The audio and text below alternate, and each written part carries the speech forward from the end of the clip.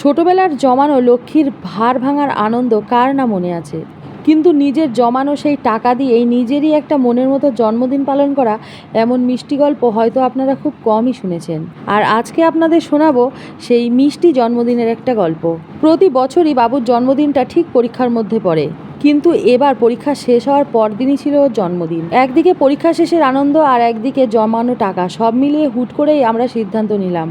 আর ওরও খুব ইচ্ছা ছিল এই বছরও জন্মদিনটা উদযাপন করার। যেহেতু গত বছর ও জন্মদিনের দিন আমরা ঘট ভেঙে টাকা নিয়ে তার পরদিন কিন্তু চলে গিয়েছিলাম তারাপীঠ মায়ের মন্দিরে। তখন বাবুও খুব খুশি হয়েছিল, কারণ আমরা আগে কখনো তারাপীঠ মায়ের মন্দিরে যাইনি। কিন্তু এবছর আমরা ভেবেছি যে না, ওর জন্মদিনটা এবছর বাড়িতেই করব। তাছাড়াও প্রতি বছর ওর জন্মদিনের আগে বা পরে বাড়িতে কিন্তু অসুবিধা থাকে, যে কারণে ওর জন্মদিনটা বাড়িতে সেইভাবে উদযাপন করা হয় না। প্রতি বছরই ওর জন্মদিনের দিন দুপুরবেলাটা আমি আমার মতো করে উদযাপন করি, কিন্তু এবছর আমরা সিদ্ধান্ত নিলাম যে ওর জন্মদিনটা বাড়িতেই পালন হবে। এদিকে সময়ও খুব কম, তাই তড়িঘড়ি করে যতটা সম্ভব ততটা ফোন করেই নিমন্ত্রণ করা হলো। খুব অল্প সময়ের মধ্যে সমস্ত ডেকোরেশন কমপ্লিট করা হলো। বাড়ির বড়রা বাবুকে আদর করছেন, মাথায় হাত দিয়ে আশীর্বাদ করছেন এবং মুখে প্রথম ভাতের গ্রাস তুলে দিচ্ছেন। আসলে বাচ্চার জন্মদিন মানে তো শুধু ওর একার দিন নয়, একটা মায়ের কাছেও এটা নতুন করে জন্ম নেওয়ার দিন। ঠিক এই দিনটাতেই আমার কোল আলো করে ও আমার জীবনে এসেছিল, আমার চেনা পৃথিবীটাকে ভালোবাসায় ভরিয়ে দিয়েছিল। তাই সকাল থেকে যতই হাড়ভাঙা খাটুনি হোক না কেন, সন্তানের মুখের ওই একটুখানি হাসির জন্য সব ক্লান্তি এক নিমেষে উধাও হয়ে যায়। ওই দিন দুপুরেই আমাদের বাড়িতে চলে এসেছিল দিদি, আর দিদির ছেলে এখন আশীর্বাদ করছে। তো দুই ভাইয়ের মধ্যে অবস্থাটা একটু দেখুন, আশীর্বাদ করতে বসেছে নাকি ঝগড়া করতে বসেছে সেটা বোঝাই কিন্তু একটু অন্যরকম ব্যাপার। যাই হোক, ভাই বোনের মধ্যে একটু খুনসুটি না হলেও ভালো লাগে না। দেখো, আবার ওকে পায়ে হাত দিয়ে প্রণাম করছে, আবার ও আশীর্বাদও করলো। তো এরপর দেখো ওর মাসি ওকে আশীর্বাদ করতে বসেছে। একে একে সবাই যখন আশীর্বাদ করছে, আমি কিন্তু সামনে দাঁড়িয়ে, মানে জনগণের সামনে দাঁড়িয়ে আর ক্যামেরার পেছনে দাঁড়িয়ে এই ভিডিও ক্লিপটা তুলে রাখছি। এরপর আশীর্বাদ করতে আসলো ওর বাবা নাকি বন্ধু সেটা বোঝা বড় দায়। ওর বাবা হয়তো সেই মুহূর্তে ভেবেছিল ওটা প্লেট না, ওটা ছিল একটা বরণ কুলো, সেই কারণেই ওইভাবে ওর সামনে ঘোরাচ্ছিল। তারপর এখন মিষ্টিমুখ করিয়ে দেবে, তাই একটু পায়েস নিয়ে ওর মুখে তুলে দিচ্ছে। আমাদের সনাতন ধর্মে জন্মদিনের সবচেয়ে পবিত্র আর গুরুত্বপূর্ণ অঙ্গ হলো পায়েস। এই পায়েস যেমন একটা মিষ্টি খাবার, ঠিক তেমন এটা হলো ঈশ্বরের আশীর্বাদ আর দীর্ঘায়ুর প্রতীক। চাল হলো মা লক্ষ্মীর প্রতীক আর দুধ হলো শুদ্ধতার। তাই তো যে কোনো শুভ কাজের শুরুতে বা জন্মদিনে পায়েস মুখে দেওয়া মানে জীবনের পথটা যেন মিষ্টি আর মধুময় হয়ে ওঠে। অবশেষে ক্যামেরাম্যানের দায়িত্ব থেকে মায়ের দায়িত্বে চলে আসলাম, আর ক্যামেরাম্যানের দায়িত্বে বসিয়ে দিলাম আমার দিদিকে। আসলে সময়ের সাথে সাথে মানুষের মন আর সংসারের সমীকরণগুলো যে কত অদ্ভুতভাবে বদলায় তা সত্যিই দেখার মতো।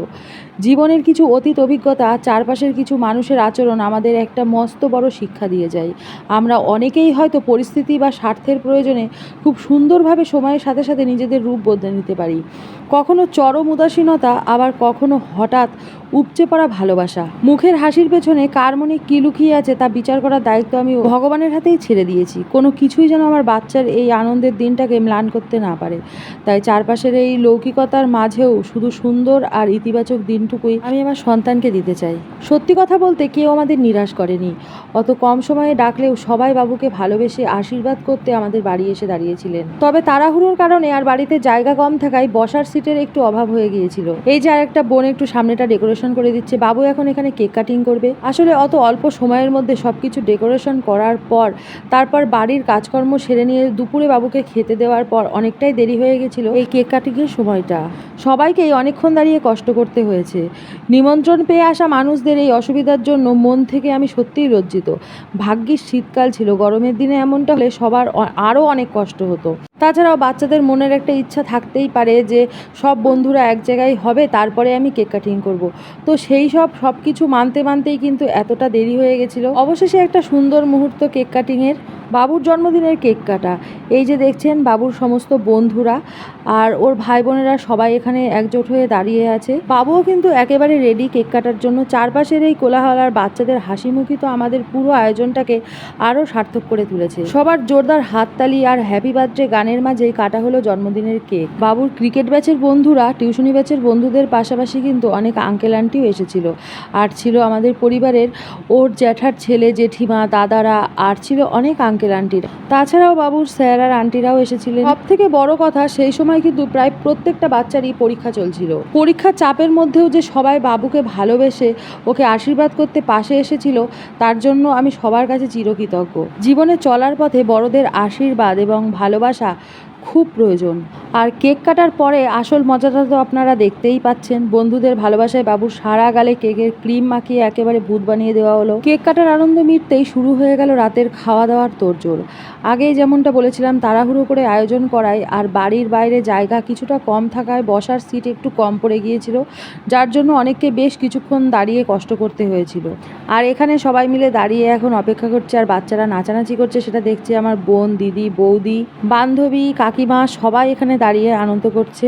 বাইরেটা ঠিক এমনভাবে সাজানো হয়েছিল, তখন আমি সত্যিই খুব ব্যস্ত ছিলাম। এই ভিডিও ক্লিপটা একটা ভাই করে দিয়েছে। বাইরে সবাইকে অনেকক্ষণ ধরে দাঁড়িয়ে থাকতে হচ্ছিল, যে কারণে সবাই মিলে ডিসাইড করলো যে ভেতরেই কয়েকজনকে বসিয়ে দেওয়া যাক। তো ওই কারণেই ভেতরে কয়েকটা টেবিল বসিয়ে সবাইকে বসিয়ে দেওয়া হচ্ছিল। সত্যি বলতে ওই ঘটনার জন্য আমি মোটেও প্রস্তুত ছিলাম না, যে কারণেই কিন্তু আমি অনায়াসে কেঁদে ফেলেছিলাম।